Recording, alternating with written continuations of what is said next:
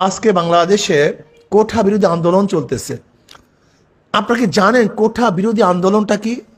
কোঠাটা কি আপনারা অনেকেই জানেন না।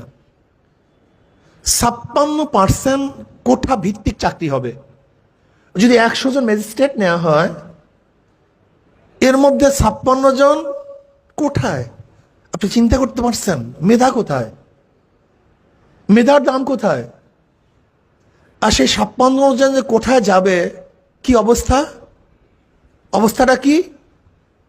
আজকে দেখেছেন পত্রিকা এসছে, বিভিন্ন রিপোর্টের মধ্যে আসছে, একজন মুক্তিযোদ্ধা তার সন্তান হলো 1 জন 2 জন, কিন্তু তার সন্তান দাবি করছে 7 জন। আজকে পত্রিকায় দেখেন মোট 9 জন। 7 আর 2 9। 2 জন অরিজিনাল আর 2 জন মুক্তিযোদ্ধা কোঠায়। মুক্তিযুদ্ধ কোঠায় বোঝেন না? যেরকম মুক্তিযুদ্ধ